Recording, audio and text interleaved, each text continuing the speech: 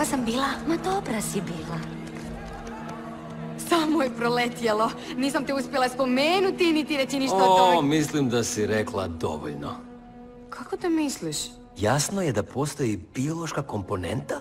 Ti grabežljivci se vraćaju svojem primitivnom divljem ponašanju. Jel ti to ozbiljno? Ja sam samo iznijela činjenice. Mislim, pa nije baš da zec može podivljati. Naravno, ali lisica bi mogla, jel? Nek prestani, ti nisi kao oni. Sad već postoje oni. Ma znaš što mislim, ti nisi takav grabežljivac. Takav da treba banjicu. Takav da misliš kako uvijek u sebe moraš nositi lisicomor? Pa primijetio sam taj ljubki artikal čim smo se upoznali. Daj da te nešto pitam. Jesi ti mene bojiš? Jer bi mogao prolupati?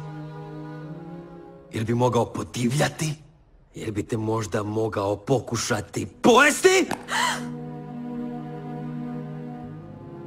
Znao sam.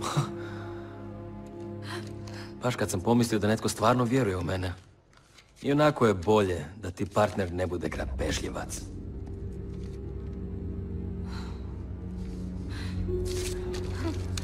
Ne, Nikola. Policajko Hoklić! Vam taj grabežljivac prijetio? Ne, on mi je prijatelj. Više ni prijateljima ne možemo vjerovati. Ma nisam to rekla. Jesmo li sigurni?